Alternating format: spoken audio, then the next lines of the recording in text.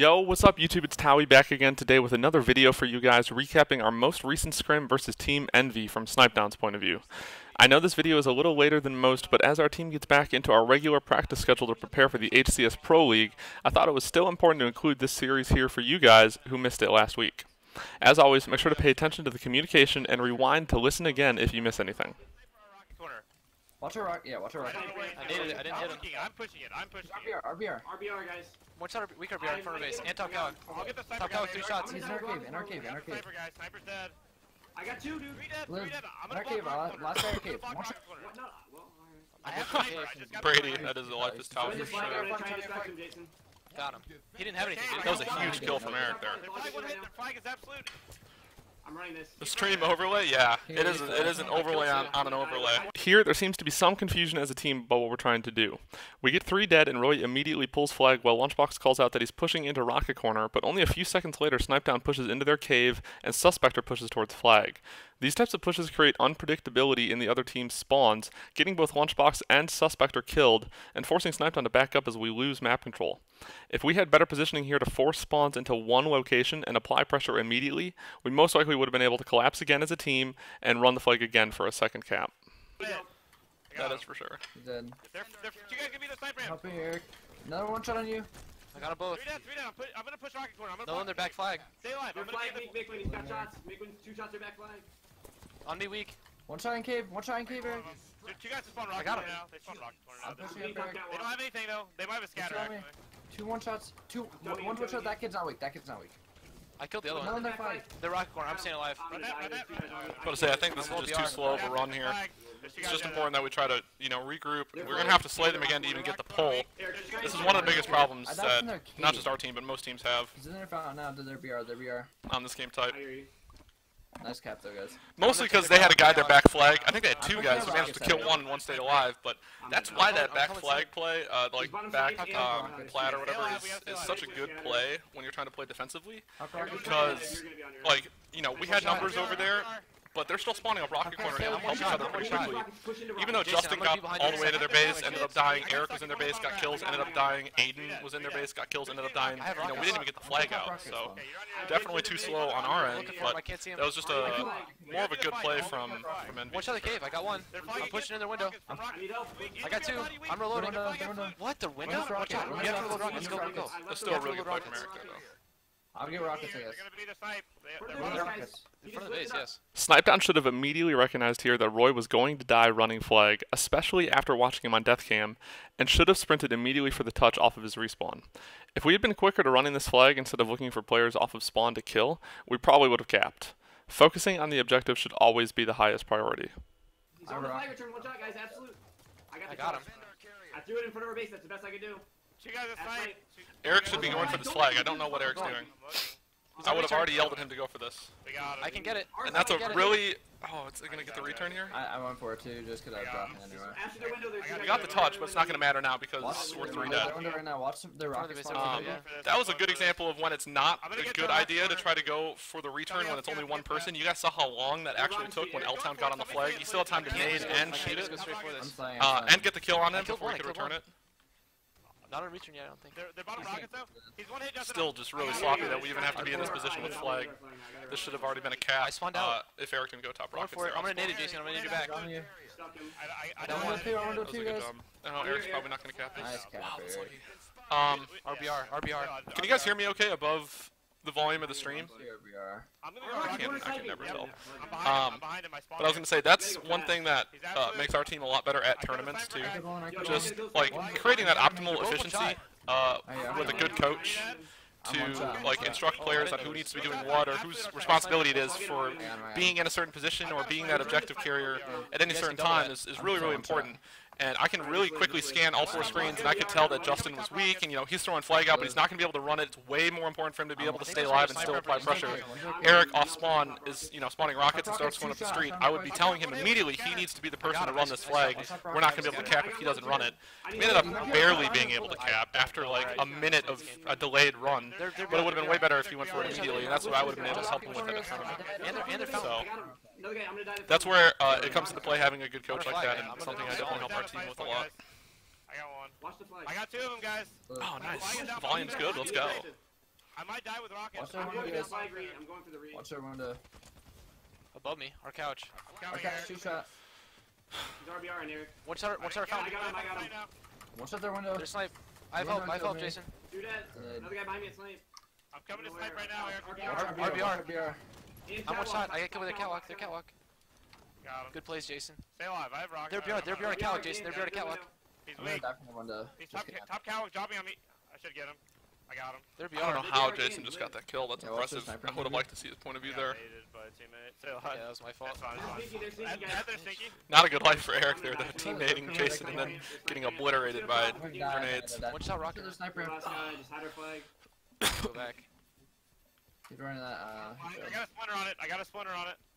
I flanked out. Here is another great example of focusing on the objective a bit more. Now Snipedown has a great flank out that the other team was not watching, and he gets a double kill while they're trying to run the flag. Because their base is completely clear and he can get a flagpole out for free while we have an advantage in numbers, he should immediately recognize how important it is to get the flagpole out right away. He ends up focusing on a guy at snipe spawn and going back to the flagpole after Lunchbox tells him to, but by then it's a little bit too late.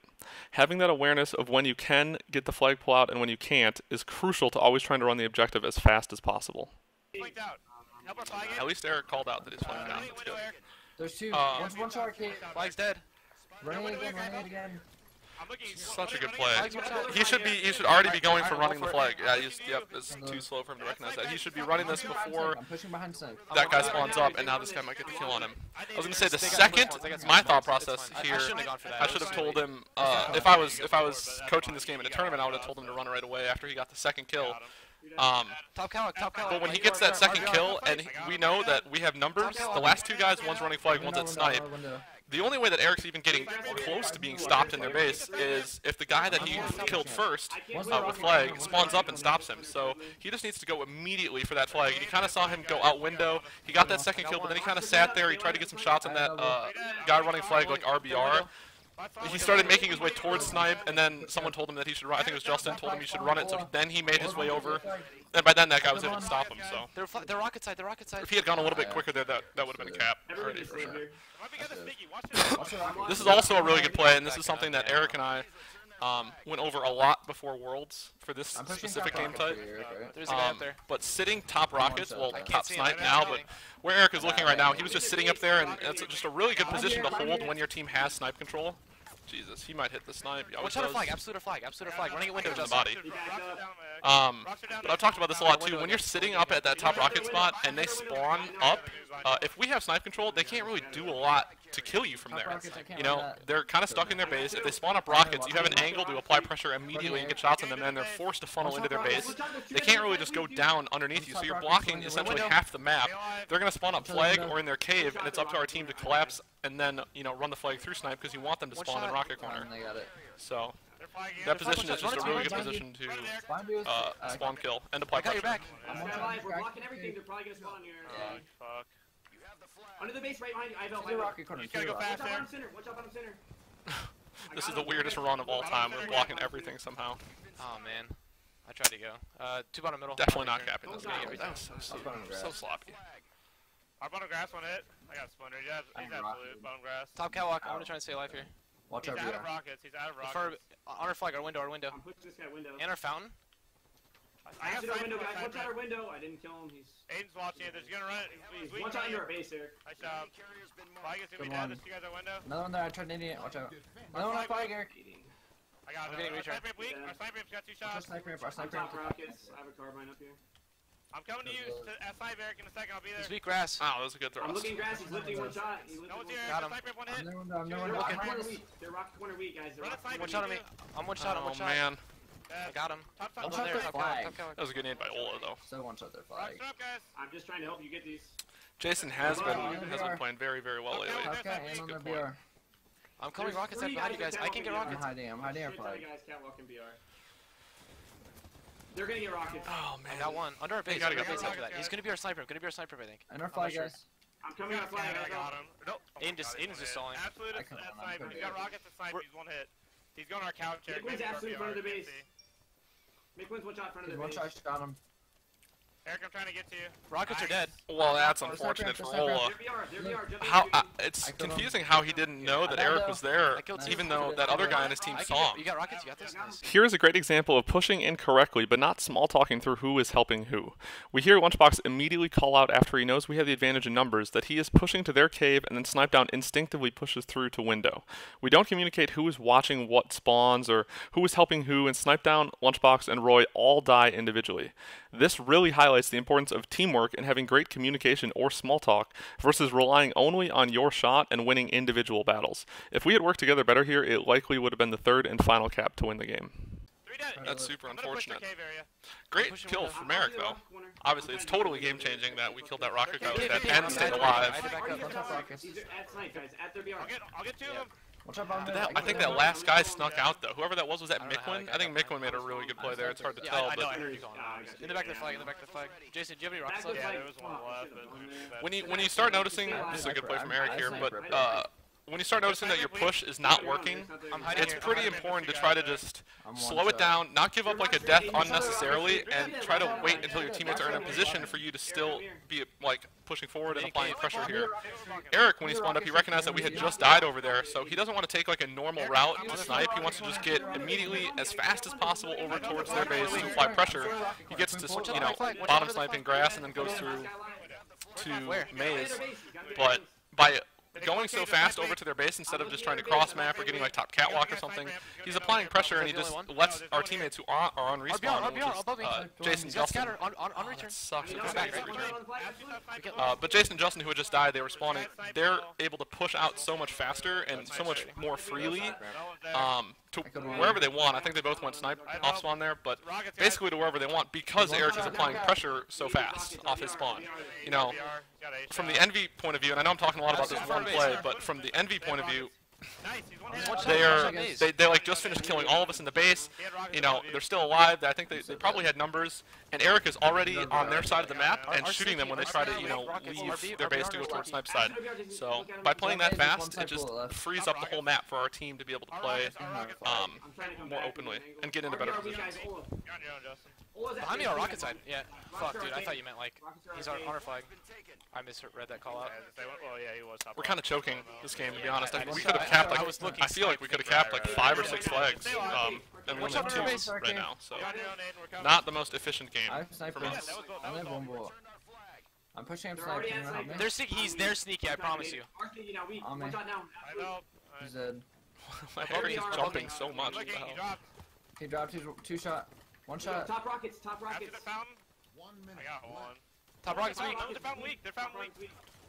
I can't see top rockets yet. I'm dead. I was about to say, I hope to God Eric doesn't challenge that. Eric definitely challenges. He knows the difference between a good challenge and a bad challenge, but he'll challenge unnecessarily sometimes because he gets bailed out by his shot a lot. His shot is so good that he probably could have tried to challenge that. It was a low percentage play to do it, so I'm glad he didn't. One shot. I can't finish. And it doesn't always matter in online scrims. That would be terrible if he tried to challenge that like top rocket guy to tournament. I'd be mad at him for that, but still, it's better to build those like good habits.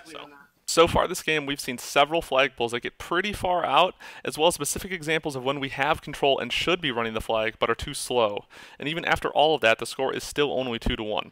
The importance of getting your flag pulls out fast while you have the other team on respawn and communicating who is watching what and knowing where the other team is spawning and pushing up while you run the flag is the most important thing you can do to secure flag caps.